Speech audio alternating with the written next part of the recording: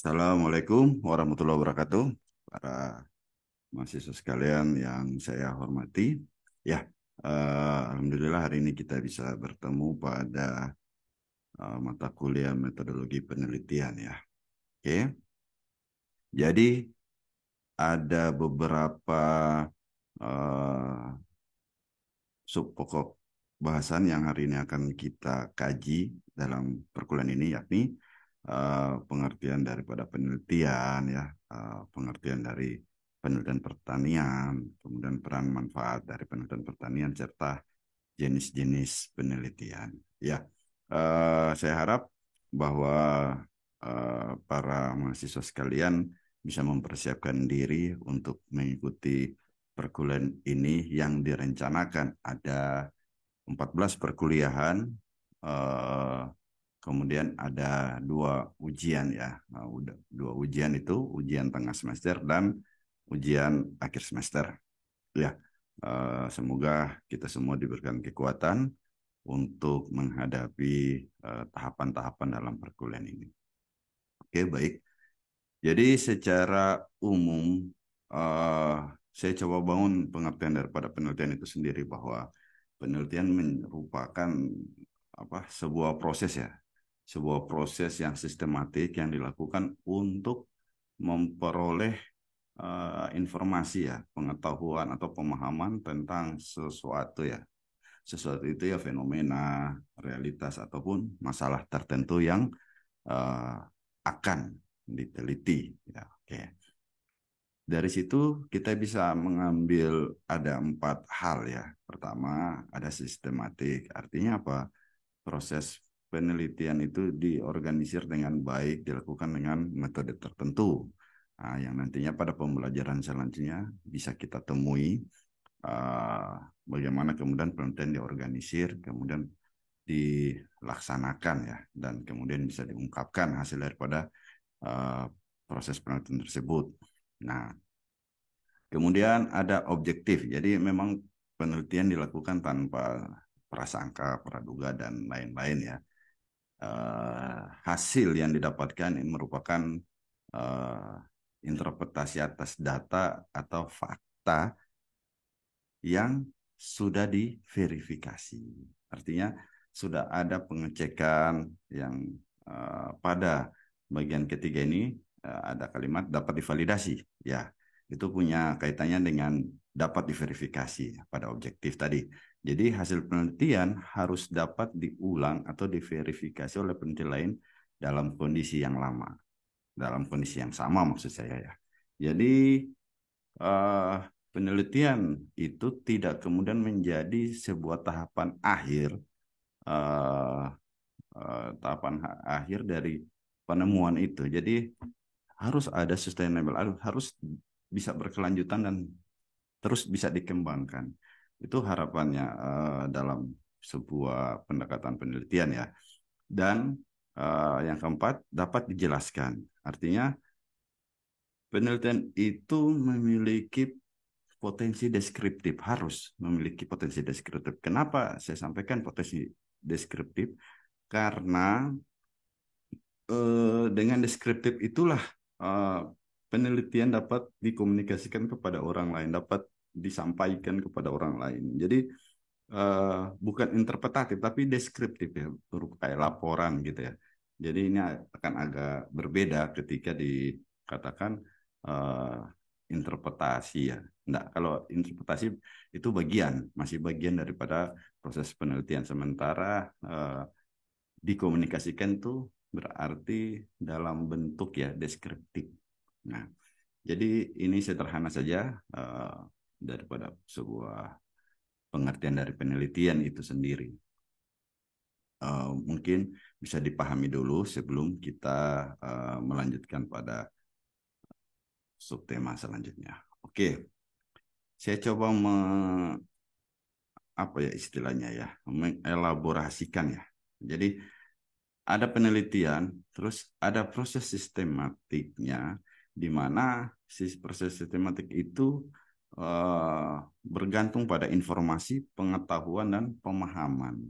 Dan pada akhirnya akan ada instrumen atau metodologi atau cara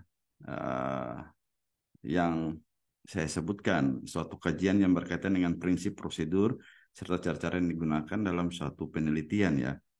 Nah, artinya apa? Sampai pada tahapan sini kita belum membahas tentang teknis daripada sebuah cara atau metode ya. Kita hanya baru bicara tentang bagaimana prinsip prosedur serta cara yang digunakan dalam penelitian. Jadi inilah metodologi. Nah, jadi belum kita masuk pada tataran metodenya, tapi metodologinya. Ini harus bisa dipilah, bisa dipisahkan antara metodologi dan metode. Nah, oke. Kita kembali pada bagian di atas. Dari proses sistematik itu, informasi pengetahuan dan pemahaman ini kemudian dapat dijelaskan dan dapat divalidasi. Ya, kalau divalidasi seperti tadi apa ya, dikuatkan atau ada triangulasi gitu loh. Nah, terus dia harus objektif atas fenomena yang dijelaskan. Jadi mahasiswa sekalian harus memperhatikan ini bahwa objektif ini kemudian dia mampu menjadi instrumen bagi uh, informasi pengetahuan maupun pemahaman itu untuk dapat dijelaskan atau pun sudah dapat divalidasi ya.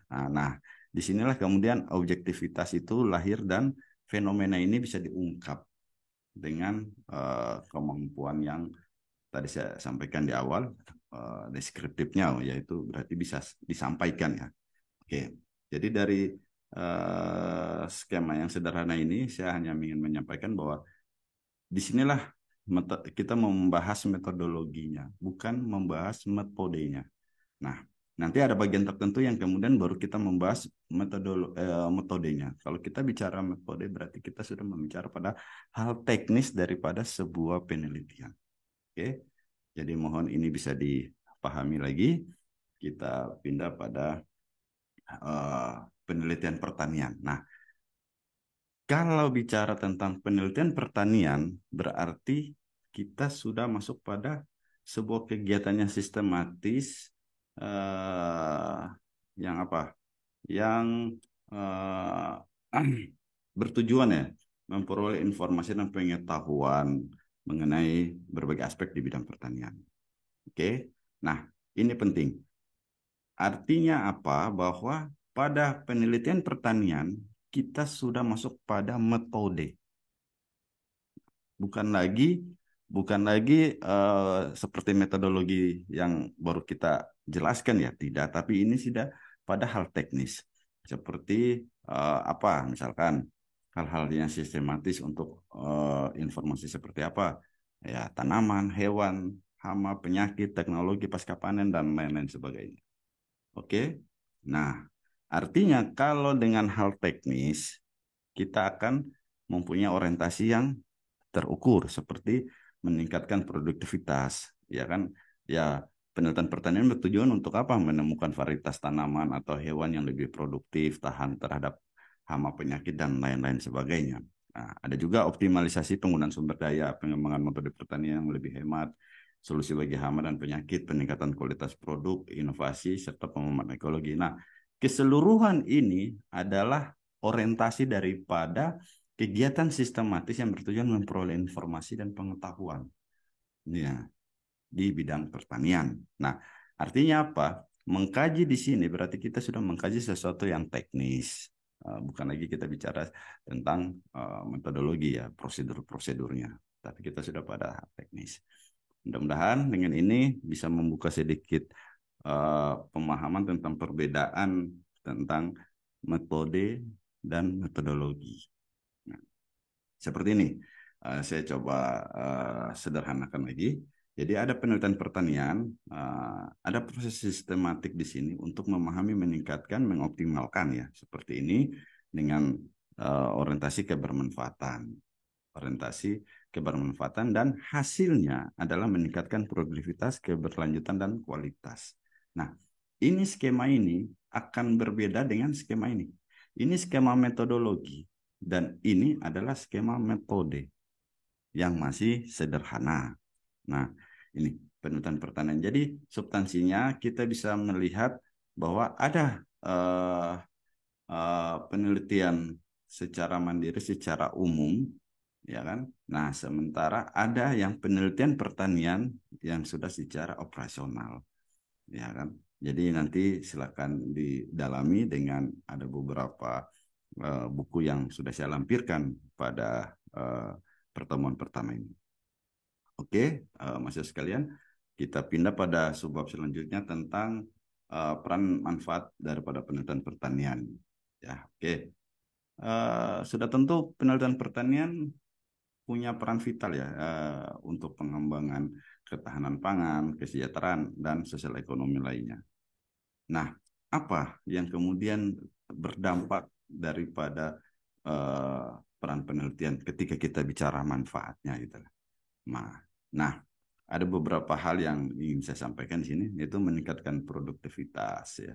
Tujuan apa manfaat dari penelitian pertanian itu ya diversifikasi produk, ada ketahanan pangan, ada peningkatan kualitas ya tanaman maupun uh, nutrisi dan lain-lain, ada pengurangan kerugian dan lain sebagainya, termasuk pengendalian hama dan penyakit. Artinya apa? Bahwa penelitian pertanian memiliki manfaat seperti ada sekitar 7 ya, 8 item ini yang punya sinkron ya atau punya hubungan langsung tentang keberlanjutan.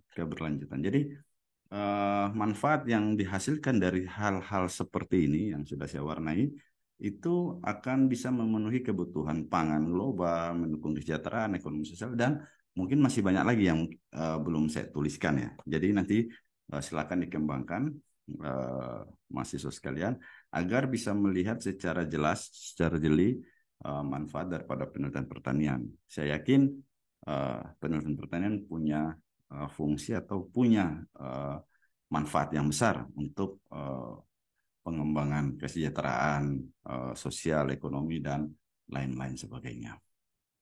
Nah, kemudian kita bisa melihat ada jenis-jenis penelitian pertanian.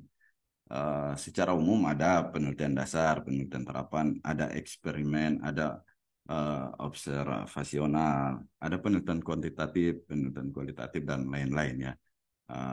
Nanti bisa kita diskusikan lebih lanjut bagaimana alur atau pembagian daripada penelitian-penelitian ini, jenis-jenis ini. Artinya kalau di dalam metodologi, kalau kita kembali lagi pada materi di awal, nah secara metodologi prosedur penelitian itu dibagi menjadi 2 atau 3 ya, kalau saya tidak keliru. Ada kualitatif, ada kuantitatif, dan ada mix. Nah, itu secara metodologi. Nah, ini yang harus diperhatikan ketika kita berbicara tentang kuantitatif, kualitatif, maupun mix method atau campuran. Kita akan melihat, misalkan, turunan daripada penelitian kuantitatif apa, metode pendekatannya ya, misalnya eksperimen atau survei atau lain. Nah, itu untuk kuantitatif. Atau misalkan buat kualitatif apa, misalkan studi kasus atau etnografi atau etnobiologi ya yang sekarang lagi-lagi berkembang. Nah, atau penelitian pada sosial ekonomi pertanian. Nah, jadi itu akan sangat terpetakan dan bisa membantu mahasiswa sekalian untuk memahami jenis-jenis penelitian, dan ini akan ada punya hubungan antara satu dengan yang lain dalam proposal ya, dalam bentuk usulan proposal. Ini yang perlu kita perhatikan sama-sama, bahwa memahami jenis-jenis penelitian juga sangat penting bagi kita agar kita tidak salah kemudian dalam memetakan jenis pendekatan, metode, serta apapun teknik yang kita gunakan dalam melakukan sebuah penelitian dalam bidang pertanian. Oke, jadi harapan saya peserta didik sekalian bisa memahami beberapa materi singkat yang saya berikan dari awal. Semoga bisa bermanfaat dan bisa juga dikembangkan terus untuk menambah cakrawala dan kasana berpikir daripada peserta didik sekalian. Akhirnya dalam materi yang singkat ini, saya mohon maaf atas segala kekurangan. Eh, saya berharap kita semua selalu belajar untuk menambah pengetahuan kita dan tidak berhenti untuk terus mendalami dan mengembangkan pengetahuan kita. Sekian dan terima kasih. Assalamualaikum warahmatullahi wabarakatuh.